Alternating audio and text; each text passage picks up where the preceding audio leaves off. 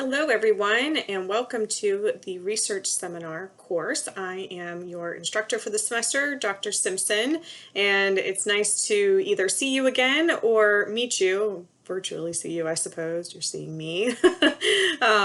I am looking forward to teaching this class again. It's my second time teaching the class, and I know we have a mix of people in the course, so some of you may have been in the program for a little while. You might have had me before. Some of you might be brand new to the program, and this is your first semester. So I wanted to go ahead and put a little bit of an introductory video up as we start Module 1 and start the semester, review the syllabus, take some time to kind of explain some of the assignments and how the course is going to work and look, and my expectations for the class, how to get in touch with me, things of that nature. So if you have not yet reviewed the syllabus and the course schedule, those are the two most important documents you can look at between now and Module 2. And so take a minute, pause the video, come back to me later, go ahead and review those two documents first, because that's what my little lecture will be about today. So I'll try to keep it short and sweet, but I do want to make sure that I go over everything as we get started. So you'll notice in the course schedule and in the syllabus, we've got a little bit of time here. I wanted to get you all in the course, acclimated to the course, introducing yourselves to each other before we get into the content piece with Module 2, which will start at the end of what would be next week. So on the 28th is when Module 2 will open, and that will be all the content. If you look a little bit ahead, though, you'll see that there are 2 chapters that I'm going to be having you read for Module 2. So if you wanted to get a jump start on that, that might be a good idea.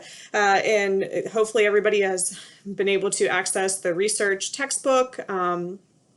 If you have any problems on that end, please let me know.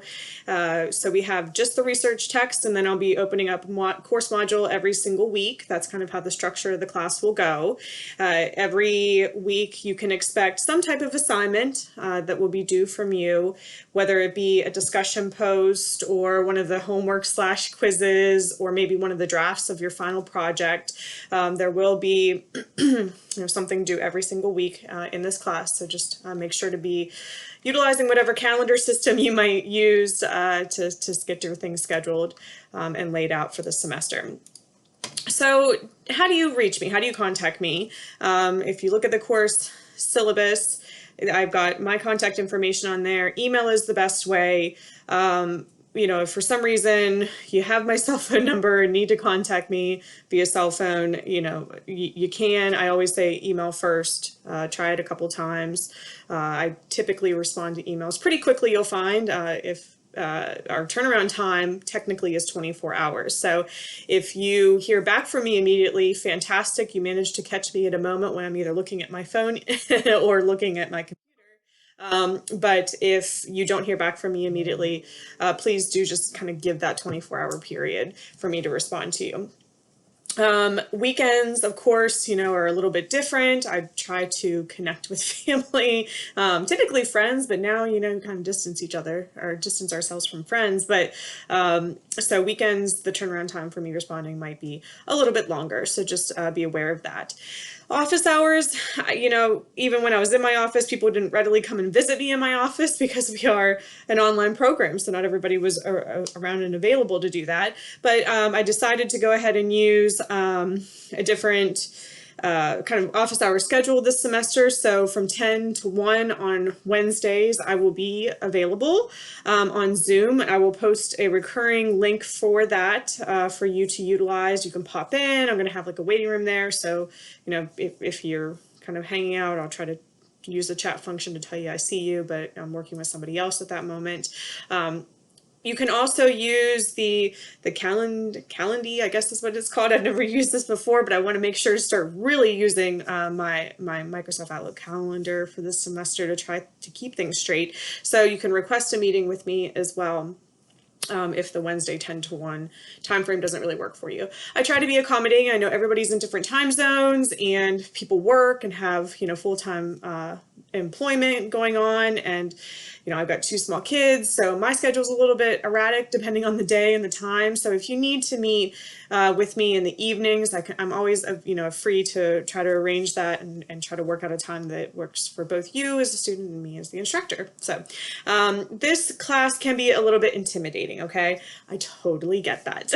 I like to start out by acknowledging that not everybody has an interest in research. And for those of you that kind of look at this class and thought, oh my gosh, I'm going to be, conducting a research project. How am I going to do that? I'm really bad at statistics. Let me just tell you that this is not a stats class.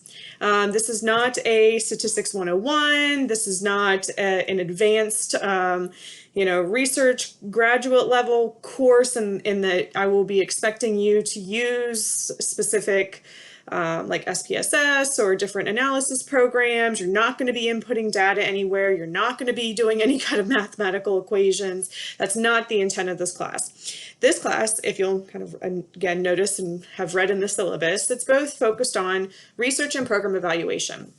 This is, like I said, the second time that I have taught this class. I took over the course last year in the fall for Dr. Mombaleo, who admittedly has done a ton more research than I ever had. He's been in the field for quite some time now, and he's accomplished on that side of things. But I did enjoy that teaching the class. I have done and conducted research, and from a program evaluation standpoint, for those of you that were in the orientation meeting or just kind of heard about things that are going on with the faculty in our program. I'm currently working on a grant through the Rehabilitation Services Administration, an innovative training grant, and part of it's curriculum development. But if you have grants or, are working with the federal government in any way, you know that you have to report things. You have to evaluate the program. And so I am actually going to be doing the program evaluation piece for the grant. And so my expertise in that area is growing day to day. And so I hope to be able to bring some of that experience, the real life experience, into this class for you guys to help illustrate what research and program evaluation actually looks like for counselors working out there in the field. So like I said, this is not a stats class. This is not an advanced quantitative research course, nothing like that. I want you to be able to learn about the research process, learn about best practices, evidence-based practices, what that means in terms of research, and then hopefully by the end of all of this, be able to see how you could potentially fit into the world of research when you're out there practicing. It may be that some of you do go down a path that you're doing more of that hardcore research. Maybe you will be applying for grants, and maybe you will work for an organization that does a lot of research, conducts research primarily. Maybe you want to be in clinical practice, and even in clinical practice, you could be called on to participate in research, or as you should be in clinical practice, you're always self-evaluating, right? You're always taking a step back and looking at your client population, looking at the work that you're doing and making sure that you're providing services that are effective. And so, even within just that clinical private practice setting, there is a connection, I would say, to the program evaluation and research, that the topic in general that you will be learning about in this class. So hopefully that eases some of your minds if you're a little bit anxious about the research seminar class. And I'm sorry to those of you that hope to be running some specific data through a system. We don't have time for that. We don't have time to conduct a research project. You'd have to go through REHB and all these other things. So you're not actually going to be conducting research in this class. But you will be thinking about it week to week. With that being said, the way that I think one of the harder things about this class is that the focus is on both research and program evaluation. Program evaluation requires people to do research. Research isn't always program evaluation. And so I've tried to organize the class, and if you look at the course schedule, I tried in the module content you're going to be learning about, tried to organize it in the best way that I possibly can where we're going to be taking an initial focus on research, kind of the basics, the foundations, the why of research and counseling. And then we're going to shift it a little bit and go back into program evaluation and the why of program evaluation and how it connects to counseling. And then towards the end of the semester, we're going to be kind of combining everything together, which will coincide with the final project that you're going to be doing and preparing for this class, which is a program evaluation project, which will be a combination of all the information that we've learned about research and program evaluation. So I will kind of be expecting you to shift gears a little bit as we move through the class, and that's hopefully will give you a better understanding of why we jump from like chapter 4 to 25 and then back to 7. I promise I wasn't trying to confuse you.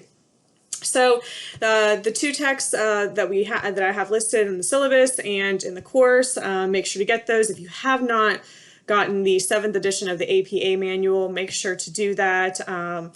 For those of you that have had me before in different classes where I required research papers, I will say that I'm a little bit more lenient in terms of APA style and usage in like the 600 rehab counseling, the Rehab 600 counseling class than I will be this semester in this course. So I really want you guys to be reading the APA manual. The APA manual is not just something where you kind of look up the references and find the the reference page section and figure out how to write a citation. There's a lot of content and information in the APA manual that is very useful and helps you frame why we write the way that we write in this profession, and underscores the need for us to be doing it consistently. So we'll actually be focusing a whole content module on writing and research, so more to come about that later. I'm going to skip ahead to the assignments piece of the syllabus. So you will notice that there are only 5 discussion posts that you will be required to complete in this class, which is a little bit different than I think a lot of the other classes, including ones that I teach. So what this means is that those 5 discussion posts are really important. I want you to make sure to read the directions for each of those 5 discussion posts very carefully. They're worth 4 points each. If you miss one of them, that's really not good. So, make sure to keep those marked on your calendar. And I want you to really be engaging in the discussions, going back and forth with your classmates. I structure the discussions in a way that I hope will help you frame what you're doing in your final project. So a lot of the work that I'm going to be requiring of you this semester really is to help you provide me with the best product possible for that final paper, because that's a lot of points. And it's also one of the portfolio artifacts and the competencies that we are grading you on in the program. So you're also going to have 3 different like homework assignments, say quizzes, because one of them is kind of more like a quiz, I think, of the 3, but those are sporadic throughout the semester. You'll get a couple of those. You'll have 2 research analyses where I actually want you to go find an article in a peer-reviewed journal that's relevant and a newer article. Please don't review something from like 1985. I'll give you more information about the research analyses later and a template for what that could look like, but I really just want you to be looking at a peer-reviewed research article, analyzing it based on what you are learning about research methods in the class. And grading rubrics will be provided for that, and for the homework assignments as needed. There's a rubric for the discussion posts as well. So nothing is hidden on my end in terms of what I expect of you with each of these assignments. Now, the program evaluation project, 30 points. It's a big project. You're going to be hearing a lot about this later. I want you to read over the instructions just so you know, what to expect at the end of the semester. There are going to be 2 different times where you provide me with a draft.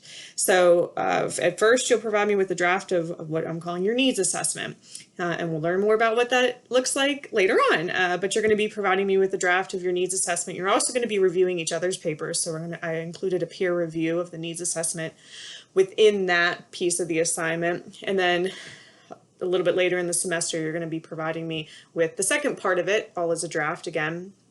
And I can give you feedback I can kind of point out areas where the paper draft that you've submitted to me and your peer, it doesn't really line up with all the points on the rubric. It makes my life a lot easier at the end of the semester when I'm doing the final grading of all your papers. This is a relatively large class in terms of a graduate course. So there's a lot of papers for me to be reading at the end of the semester. And so I limit it to 5 to 7 pages. Do not go over 7. Don't do that to me. I'll probably send it back to you if it's over 7. So there are going to be all these benchmarks really for you to provide me with the drafts, get the feedback, again, in hopes that you're providing me with the best final product that you can provide me with at the end of the semester, which is a benefit for everybody. Please review the policies. I do like to point out this semester in particular that there's a COVID-19 syllabus statement. Seems a little bit more geared to people that are going to be on campus or in the hybrid model. We're all on, online, of course. If something comes up, please let me know. I don't know. I can't assume things. So if, my general grading policy is that I'm not accepting anything late. However, obviously, if you get sick, if you get ill, then, there can be accommodations that are made. So, and I think, going through the module content, that's pretty self-explanatory. Within the syllabus, I've got each week what the reading expectations are, what the assignment expectations are. That is all also within the course schedule. Again, I can't underscore this anymore. Please, please, please be looking at that and mapping things out accordingly. Another thing that is a little bit unique to this semester, typically I do teach the 600 course in the fall and this course. I know sometimes assignments hit at the same time for instructors. So if you find that there's if for instance, the first part of the program evaluation draft is due, it's due November 5th. If there is something else that's very large due in a different class, somebody just let me know, send me an email. I can make adjustments. I'm not in the game of trying to overwhelm you guys just for the sake of overwhelming you. So, I also, if I'm kind of designing 2 classes, I try to make due dates scattered throughout the courses as best as I can, which is usually better for me. That way I'm not having to grade 50 papers all at once. But since I'm teaching kind of the more upper level classes, the other 2 classes that I'm teaching, I don't really have access to that information. So just let me know if that is the case with any of the classes. So other things, just make sure to get in and post in the discussion board this week. Introduce yourselves, comment on a couple of your classmates' posts. You don't have to comment on every single classmates' posts. That's not a requirement, but I do need you to engage and make them meaningful for the discussion board. There aren't any points assigned to the introductory discussions, but it does let me know that you are out there and have registered for the class and are actually in the class doing things. So please just focus your attention on that this week, and then you can come back in for module 2 later on. Another little side note that I'm trying to make all my students aware of, if you are in the 606 class, you've already heard this, and if you listen to me, but if not, first time, I am pregnant. I am expecting my final child in mid-December.